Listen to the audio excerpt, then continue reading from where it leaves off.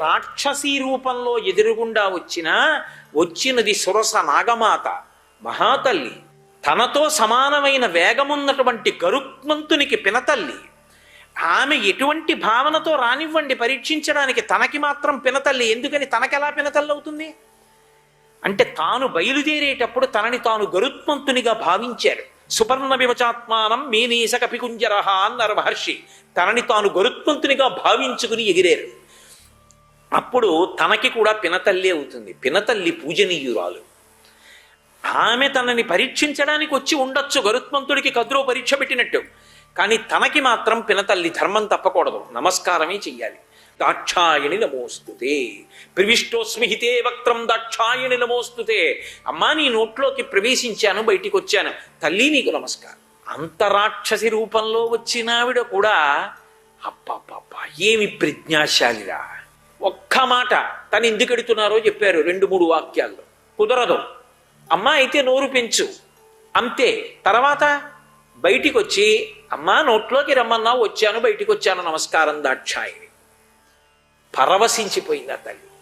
అర్ధసిజ్జై హరిశ్రేష్ఠ గచ్చ సౌమ్య యథాసుఖం సమానయిష్వ వైదేహీం రాఘవేణ మహాత్మన ఆశీర్వచనం చేసి వదిలేసింది. అది ఆయన మాట తీరంటే.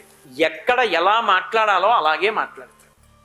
అందుకే హనుమని ఉపాసన చేస్తే ఆ మాట అలా మాట్లాడగలిగినటువంటి ప్రజ్ఞ అంకురిస్తుంది తప్ప, ఎక్కడ ఏం మాట్లాడాలో, ఏ సమయంలో ఏం మాట్లాడాలో తెలుసుకోకుండా ఏదో నీకు సాన్నిహిత్యం ఏర్పడింది కదా, పక్కన కూర్చోగలవు కదా, మాట్లాడగలవు కదా, నీకు ఆయన దగ్గర ఆ స్వాతంత్రం ఉంది కదా అని అది నిలబెట్టుకునేటట్టు మాట్లాడాలి తప్ప, అక్కరలేని మాటలు మాట్లాడి అవతల వాళ్ళ మనసు పాడై నువ్వు దూరం అయిపోయేటట్టుగా ఎప్పుడూ ప్రవర్తించకూడదు.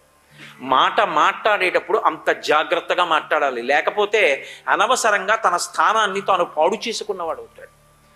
హనుమని ఉపాసన చేస్తే ఎవరి దగ్గర ఎలా మాట్లాడాలో, ఎంత మాట్లాడాలో, ఎలా మాట్లాడడం వల్ల గౌరవం వస్తుందో తెలుస్తుంది.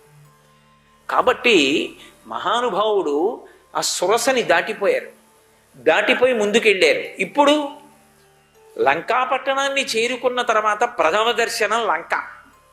లంక అంటే తెలుగులో లంకిణి అంటుంటారు. లంకాపట్టణానికి అధిష్టాన దేవతయే ఒక స్త్రీ రూపంలో కనపడుతూ ఉంటుంది. ఆవిడ ప్రారంభంలోనే కనపడింది, ఆయన లోపలికి వెడదాం అనుకునేటప్పటికి కనపడి ఆయన్ని ఒక చమత్కారమైనటువంటి ప్రశ్నించింది. అది కూడా ఎలాంటి ప్రశ్న చూశారు? విపరీతమైనటువంటి అహంకారంతో ఉండేటటువంటి వాళ్ళు మాట మాట్లాడితే ఎలా ఉంటుందంటే, ఎంత పెళుసుగా ఉంటుందంటే అవతల వాడి మనసు వెంటనే గాయపడుతుంది. అలా మాట్లాడతారు. అలా రాశీభూతమైనటువంటి అహంకారం. కస్త్వం కేనచ కార్యేణ ఇహ ప్రాప్తో వనాలయ కదయ స్నేహయత్వం యావత్ ప్రాణాధరంతితే. ఇది లంక వేసిన మొదటి ప్రశ్న హనుమని. ఎంతున్నారాయన?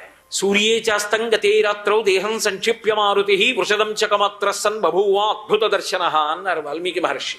ఆయన తన శరీరాన్ని కుంచేసి పిల్లి పిల్లంత అయిపోయి ఉన్నారు. పిల్లి పిల్లంత కోతి పిల్లది, చిన్ని కోతి పిల్ల రూపంలో వచ్చారు. ఆ కోతి పిల్లతో మాట్లాడడానికి అంత అహంకారమా? కస్త్వం కేనచ కార్యేణ ఇహ ప్రాప్తో వనాలయ కథయ స్నేహయత్వం యావత్ ప్రాణాధరంతితే. ఎవరివే కోతి? అడవిలో ఉండవలసిన దానికి లంక దగ్గరికి ఎందుకు వచ్చావు? చంపి అవతల పారేస్తాను ప్రాణాలు ఉండగా, నిజం చెప్పు. ఎందుకంత వ్యగ్రత? అర్థం ఉండదు కొంతమంది మాటలకి. ఆయన చాలా చమత్కారంగా మాట్లాడతారు. అన్ని వేళలా ఒకలా ఉండదు ఆయన మాట్లాడితే. రామదూత హనుమాన్, శ్రీరామదూత హనుమాన్.